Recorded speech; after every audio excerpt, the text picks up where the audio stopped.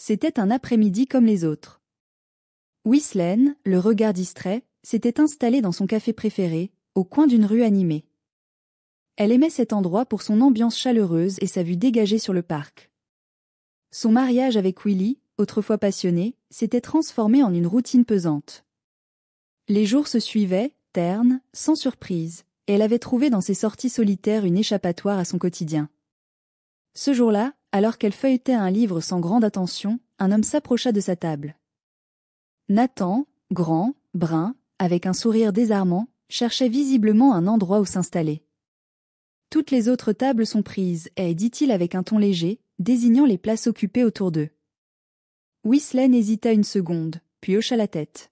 « Bien sûr, asseyez-vous. » Leurs premières paroles furent anodines, entre quelques commentaires sur le temps et la foule inhabituelle. Pourtant, une alchimie subtile s'installa. Nathan, avec son aisance naturelle, parvint rapidement à capter l'attention de Ghislaine.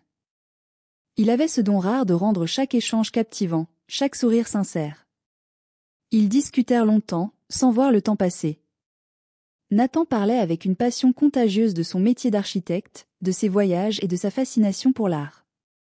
Ghislaine, d'abord réservée, se surprit à partager des détails intimes sur sa propre vie, ses frustrations, ses rêves abandonnés, et ce vide qu'elle ressentait depuis quelque temps.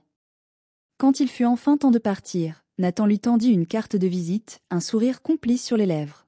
« Si jamais vous voulez continuer cette conversation. » Ghislaine prit la carte, le cœur un peu plus léger qu'à son arrivée. Elle n'avait rien promis, mais l'idée de le revoir trottait déjà dans son esprit. Ce qu'elle ne savait pas encore, c'est que cette rencontre allait chambouler bien plus que son après-midi. Le soir, de retour chez elle, Ghislaine retrouva Willy devant la télévision. Leur échange fut bref, comme à l'accoutumée. Elle se surprit à comparer son mari à Nathan. L'un avait perdu cet éclat de spontanéité, tandis que l'autre incarnait un souffle de nouveauté. Durant les jours suivants, la carte de Nathan resta sur sa table de chevet, une tentation silencieuse. Ghislaine savait qu'elle ne cherchait pas à tromper Willy, mais ce moment volé avait éveillé en elle un sentiment qu'elle croyait enfoui, celui de se sentir vue, écoutée. Un soir, après une énième dispute mineure avec Willy, elle attrapa son téléphone et tapa le numéro inscrit sur la carte. Une voix familière répondit après 2 sonneries. « Nathan ?» ?»« C'est Ghislaine. » Lorsque Nathan répondit, sa voix chaleureuse eut un effet apaisant sur Ghislaine. Ils échangèrent quelques banalités, mais très vite, Nathan proposa un rendez-vous. Après une courte hésitation, elle accepta. Le lendemain soir, ils se retrouvèrent dans un bar discret à l'ambiance tamisée. Ghislaine, nerveuse, ne savait pas vraiment pourquoi elle était là. Était-ce la curiosité? Le besoin de fuir la monotonie? Nathan, en revanche, semblait parfaitement à l'aise. Il la complimenta sur sa tenue, ses cheveux, son sourire. Elle n'avait pas entendu de telles paroles depuis des années. Chez Willy, les attentions avaient cédé la place à des discussions sur les factures, les courses et les obligations familiales. Avec Nathan, elle se sentait redécouverte, comme une femme qu'on regarde pour ce qu'elle est, et non pour ce qu'elle doit faire. Ils parlèrent longuement, comme lors de leur première rencontre. Nathan avait cette capacité à mettre Ghislaine en confiance, à l'écouter comme si chaque mot comptait. Elle se surprit à rire, à relâcher cette tension qu'elle portait en elle depuis trop longtemps. La soirée s'étira, et au moment de se dire au revoir, Nathan prit doucement sa main. « Merci pour ce moment, dit-il avec un sourire. » Puis, sans prévenir, il se pencha et déposa un baiser rapide sur sa joue. Ghislaine resta figée. Ce n'était qu'un geste anodin, mais il réveilla en elle une chaleur qu'elle n'avait pas ressentie depuis des années. Sur le chemin du retour, sa tête était un tourbillon d'émotions. Elle se sentait à la fois coupable et vivante. Coupable parce qu'elle savait que ce qu'elle faisait franchissait déjà une limite invisible. Vivante, parce que pour la première fois depuis longtemps, elle sentait une étincelle, une vibration qui faisait battre son cœur plus vite. Chez elle, Willy était déjà couché. Ghislaine s'attarda dans la cuisine, repensant à la soirée. Elle se promit que ce ne serait rien de plus qu'une amitié. Elle voulait croire qu'elle pouvait s'arrêter là, sans aller plus loin. Mais Nathan, lui, ne partageait pas cette résolution. Dès le lendemain, il lui envoya un message. Merci pour hier soir. C'était magique. J'aimerais te revoir. Ghislaine lut et relut ces mots, son cœur battant la chamade. Elle voulait répondre, mais elle savait qu'une fois cette porte ouverte, il serait difficile de la refermer. Les jours passèrent, et les messages de Nathan se firent plus fréquents. Au début, elle répondit brièvement, tentant de garder une certaine distance. Mais la barrière qu'elle voulait maintenir se fissura rapidement. Une semaine plus tard, ils se retrouvèrent à nouveau, cette fois dans un parc à l'écart de la ville. Assis sur un banc, à l'ombre d'un grand arbre, Nathan s'approcha doucement. « Ghislaine est, murmura-t-il, son regard plongé dans le sien, et tu mérites tellement plus que ce que tu as. Je ne veux pas te compliquer la vie, mais je ne peux m'empêcher de penser à toi. » Avant qu'elle ne puisse répondre, il posa délicatement sa main sur la sienne. Elle sentit son souffle s'arrêter un instant. Puis, comme si le temps se suspendait, leurs lèvres se rencontrèrent. Ce baiser, d'abord hésitant, devint rapidement plus intense, libérant une passion contenue depuis leur première rencontre. Après ce baiser volé dans le parc, Ghislaine ne pouvait plus nier ce qu'elle ressentait. Nathan avait éveillé en elle des émotions qu'elle croyait éteintes depuis des années. Pourtant, chaque instant passé avec lui la laissait tirailler entre l'euphorie et une culpabilité écrasante.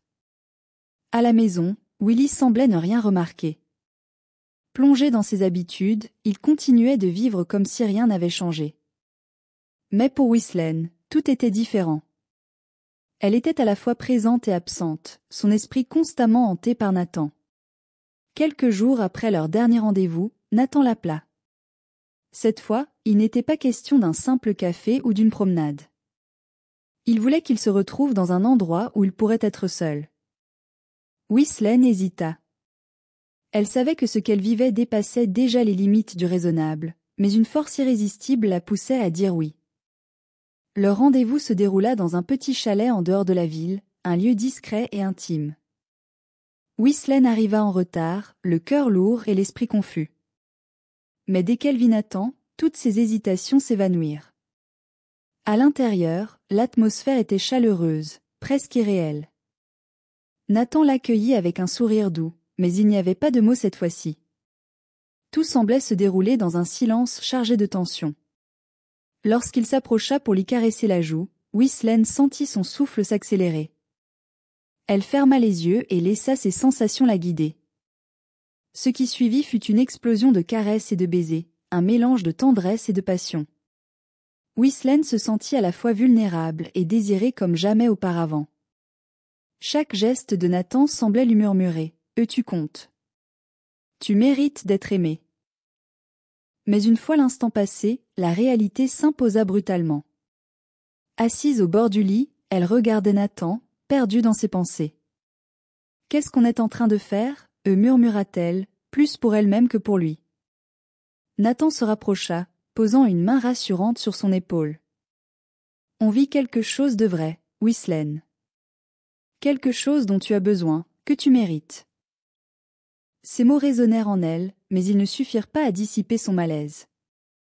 Sur le chemin du retour, seule dans sa voiture, elle fut envahie par un mélange de regret et de nostalgie. Elle savait que ce qu'elle faisait était mal, mais pour la première fois depuis longtemps, elle se sentait vivante. À son arrivée chez elle, Willy était assis à la table de la cuisine, les bras croisés. « Tu étais où ?» demanda-t-il d'un ton neutre mais perçant. Ghislaine sentit une sueur froide lui parcourir le dos. « J'étais avec une amie, » répondit-elle rapidement, évitant son regard. Willy ne posa pas plus de questions, mais son silence leur fit comprendre qu'il n'était pas dupe. Dans les jours qui suivirent, Ghislaine et Nathan continuèrent de se voir en cachette. Leur relation devint plus intense, mais aussi plus compliquée. Ghislaine se rendait compte qu'elle ne pourrait pas jongler indéfiniment entre cette double vie et son mariage. Pourtant, elle n'était pas prête à choisir. Elle vivait dans un équilibre précaire, suspendue entre deux mondes, l'un où elle était l'épouse dévouée, et l'autre où elle se sentait aimée et libre. Mais combien de temps pourrait-elle maintenir cette illusion avant que tout ne s'effondre? Ghislaine était désormais prise dans un tourbillon de sentiments contradictoires. Chaque rendez-vous avec Nathan la remplissait de joie et de passion, mais, à mesure que leur relation s'intensifiait, la culpabilité pesait de plus en plus lourd sur ses épaules. Willy, de son côté, commençait à montrer des signes de suspicion. Un soir, alors qu'ils dînaient en silence, Willy rompit le calme. « Tu es souvent absente ces derniers temps. »« Tout va bien, Ghislaine ?» Elle releva la tête, prise au dépourvu. « Oui, tout va bien. »« Le travail est juste un peu stressant, » répondit-elle en se réfugiant dans son assiette. Mais Willy ne semblait pas convaincu. Ses regards scrutateurs la rendaient nerveuse.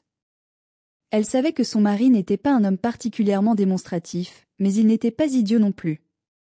S'il ne disait rien pour l'instant, c'était probablement parce qu'il espérait une explication qu'elle n'était pas prête à lui donner. De son côté, Nathan devenait de plus en plus audacieux. Lors de leur dernier rendez-vous, il lui avait demandé de passer un week-end entier avec lui. Ghislaine, prise au dépourvu, hésitait. « Je ne peux pas. Je suis mariée, Nathan. Ce qu'on fait est déjà risqué. » Nathan avait soupiré, l'air frustré. « Tu es malheureuse, Ghislaine. Combien de temps vas-tu continuer à vivre dans une cage ?» Ces paroles résonnèrent en elle bien après leur conversation. Était-elle vraiment en train de vivre une vie qui ne lui appartenait plus? La routine avec Willy avait longtemps semblé un compromis acceptable, mais aujourd'hui, chaque instant avec son mari lui paraissait fade comparé à la lumière que Nathan avait allumée en elle. Mais la réalité finit par rattraper Ghislaine. Lors d'un après-midi où elle était supposée sortir avec des collègues, elle croisa par hasard une amie proche de Willy dans un quartier où elle n'avait aucune raison d'être.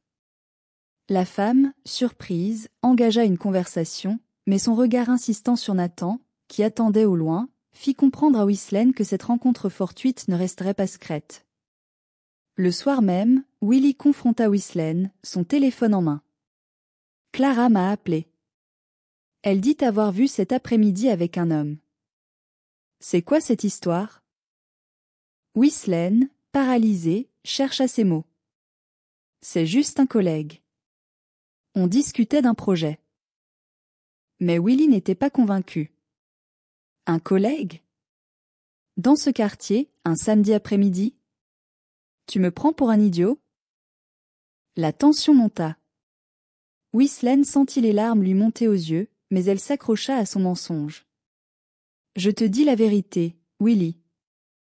Pourquoi tu ne me fais pas confiance ? » Il ne répondit pas, mais son regard exprimait un mélange de colère et de tristesse. Pour la première fois, Ghislaine réalisa que son mariage, malgré ses défauts, tenait encore sur une fragile base de respect et de confiance. Et elle était en train de la briser. Cette nuit-là, allongée dans son lit, elle se demanda si Nathan valait vraiment la peine de tout risquer.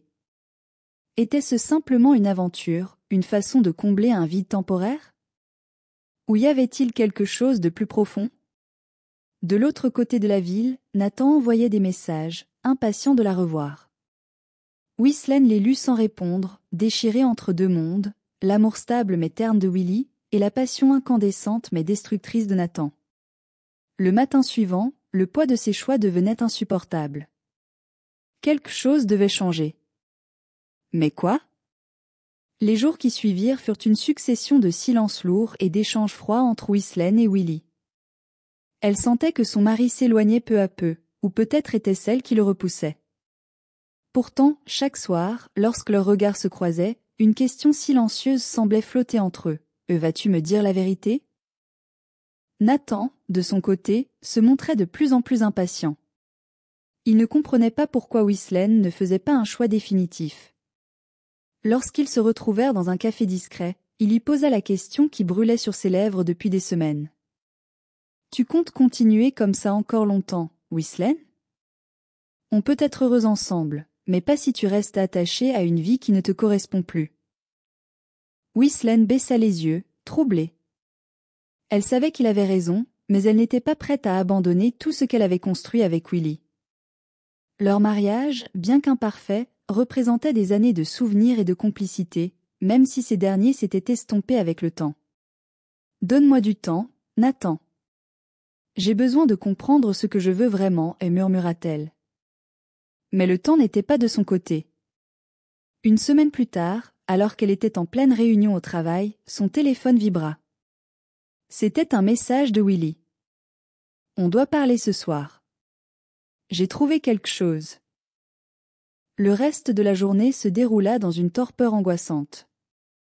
Ghislaine ne savait pas de quoi il parlait, mais elle sentait que l'heure de vérité approchait. Lorsqu'elle rentra chez elle ce soir-là, Willy l'attendait dans le salon, une enveloppe à la main.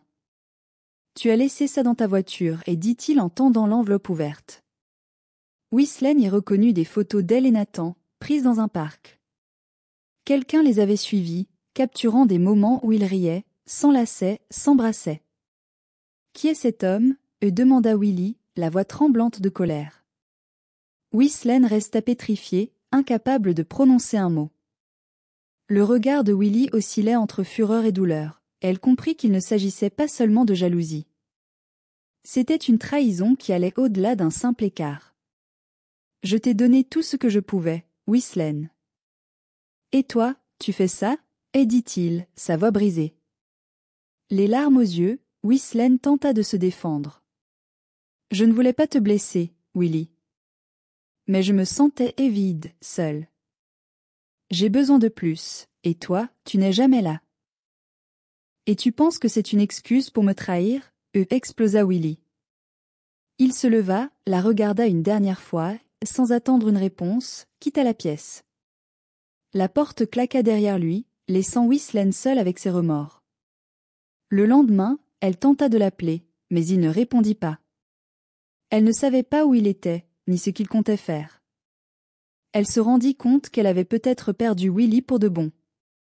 Nathan, quant à lui, était prêt à la soutenir. Il lui proposa de passer quelques jours avec lui, mais Ghislaine refusa. « Je dois affronter ça seule » lui expliqua-t-elle. Pendant les jours qui suivirent, elle s'isola, essayant de mettre de l'ordre dans ses pensées.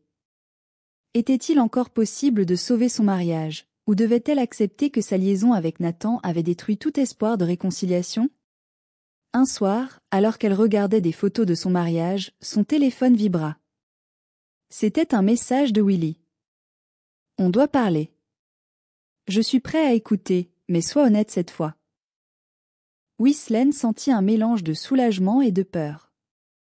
L'heure de vérité approchait, et cette fois, il n'y aurait pas de place pour les demi-vérités ou les excuses. Ghislaine arriva au café où Willy avait fixé leur rendez-vous. Ses mains tremblaient légèrement, son cœur battait la chamade. Elle savait qu'il s'agissait d'un moment décisif. Willy était déjà là, assis à une table près de la fenêtre. Son visage était fermé, mais son regard trahissait une profonde tristesse. Lorsqu'elle s'assit en face de lui, un silence pesant s'installa. Ce fut finalement Willy qui brisa la glace. « Dis-moi tout, Ghislaine. »« Depuis quand ? Pourquoi ?» Les mots étaient durs à prononcer, mais elle savait qu'il était temps de faire face. « Nathan et moi, c'est arrivé il y a quelques mois. Je n'ai pas planifié ça, Willy. Mais j'étais perdue, et il m'a offert quelque chose que je pensais avoir perdu, de l'attention, de l'écoute. » Willy resta silencieux un moment, digérant ses paroles. « Et moi, alors ? Je n'étais pas là pour toi ? » « Tu étais là, mais, absent en même temps, répondit-elle doucement. La routine a pris le dessus, et on s'est éloigné l'un de l'autre sans même le réaliser. Willy hocha la tête, le regard toujours fixé sur elle. « Tu aurais pu me parler, Ghislaine.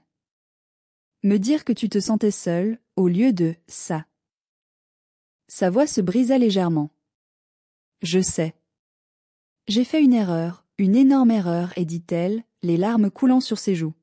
« Je suis désolée, Willy. Je n'ai jamais voulu te blesser. Mais, cette liaison m'a aussi fait comprendre que je ne suis plus sûre de ce qu'on est, toi et moi. » Cette phrase sembla frapper Willy comme un coup. Il prit une profonde inspiration avant de répondre. « Et lui ? Cet homme ? Est-ce que tu l'aimes ? » Ghislaine détourna le regard, incapable de répondre. Était-ce de l'amour ou simplement une échappatoire à ses frustrations ? Elle-même ne le savait pas vraiment. « Je ne sais pas, Willy. Ce que je sais, c'est que je tiens toujours à toi, mais je ne sais plus si c'est suffisant. » Willy se leva brusquement, incapable de rester assis. Il se dirigea vers la fenêtre, le dos tourné. Alors c'est fini, c'est ça? Tout ce qu'on a construit, tous ces moments, ça ne signifie plus rien pour toi? Bien sûr que si, et s'écria Ghislaine. Mais si on continue comme ça, on va juste s'abîmer davantage. Peut-être qu'on a besoin de temps, de recul, pour comprendre ce qu'on veut vraiment. Il resta silencieux, les mains dans les poches.